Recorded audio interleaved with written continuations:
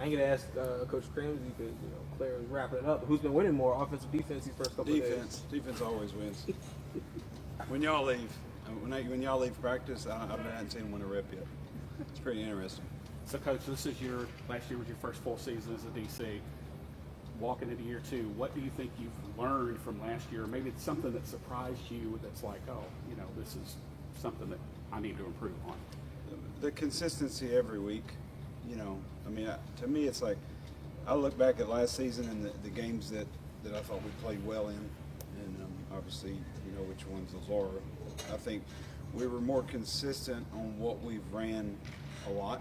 We had the most reps at, and to be honest with you, it's just human nature. Like sometimes you get into a week and say, man, this would be pretty cool, let's run this, and then you don't have as much experience in it, and they can run anything, and then they run something that you didn't have them prepped for because you didn't have as many reps on your belt and things like that. And to me, it's like I scaled back like some of this stuff to going back all the way to the Liberty Bowl, and then going through last season, and it's just like anything. It's like the longer you sit there, you get bored. And it's like, well, man, this would be cool. Let's do this too. And let's do this too. And let's do this too. And that's what happens because you got the Liberty Bowl, and this is the sort of the playbook that we put together in 8 days, and then you had an entire off season, and then you built an entire one, and then the playbook went from 200 pages to 350 pages, and I think it was 550 pages by the end of the season last year.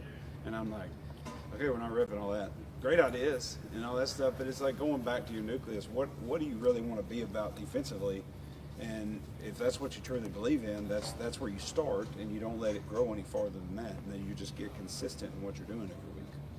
What is the nucleus that you want every week? Fast. I mean, that's the biggest thing. Like you could go back and I can go back and watch the film, and the games that we looked, confused.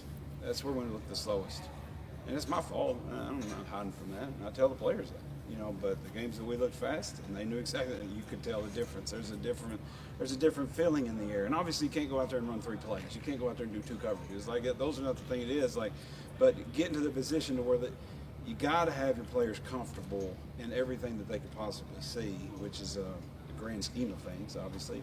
But you got to find ways to make them comfortable with the guys beside each other and stuff like that, and not letting other things get in the way. That's sort of what I focused on. At least the first 3 practices. And the other thing is too, like, you look at the roster from last year to this year. Obviously, you'll ask questions about it, blah blah blah. And all, but it is what it like. But this is the first time that I've been able to change a depth chart 3 straight practices. I've had 32, right at 31 or 32 defensive players that's all got reps with the ones at some point in the first 3 days. I've never seen that before. Which means that you got the right guys, that you're not scared to put them in there and give them a shot. That's going to help us grow, because it's easier to find guys that can play better beside each other. If you can keep doing that every day and you do that for 20 practices, you got 6 more to get ready. Now you know who you're playing, and they know who's playing with them. You don't have a ton of returning starters, but you do have William Whitlow Jr. coming back. How helpful is that for you to have a defensive leader like that? And what is he doing well or differently here? It's awesome to have those guys as long as they're the right people, and Whit is the right person for that. He stayed for the right reasons. It's sort of like Seth. It's very similar. Like, obviously Seth stayed with Memphis, and that's what Whit did. Whit loves it. He loves it. And the guys look to him. He's not like he's going around pounding his chest and saying, I'm the guy because I stayed here and all that. He goes out there and works his tail off every day because he loves this part of Memphis. He loves coming and showing up and working and getting paid for it in different sense on the football field. You know what I'm saying? But he loves that part of it, and that's what he would, where he's at now compared to where he was as a freshman. Because I've been here his entire career, not in the coordinator role, but I've been here his entire career. I've seen the growth of this young man, and it's really fun to watch, especially when he's got an entire room of new guys with him around him. And he just molds right into the same old guy that he is. Outside of William, the defense to the outside world at least feels like a big mystery right now. Obviously, you've been around them a lot going back to January or whatever. In terms of figuring out who you think the biggest contributors are going to be, the ones and all that, where do you feel like you are in that process of figuring out what this defense is going to look like come August 30th? I think I've got a decent idea, but like today was the first day in shoulder pads.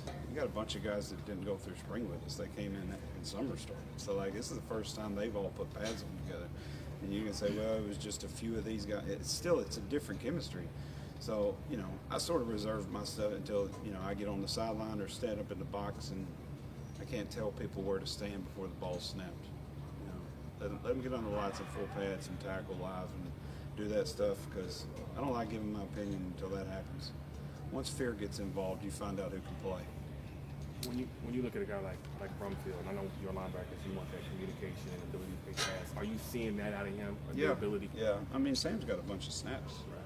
A bunch of different places. Like he's played in a lot of different defenses. You know, so like there's some common denominators as far as like what he does. Like, and he's been taught by a lot of good coaches too. Like I know obviously you don't take guys without getting references from ex-linebacker coaches, and we're just all big fraternity anyway. So like, you know, he's always been that guy, you know, leader for the room, and he's just got a presence about himself. He's an old guy.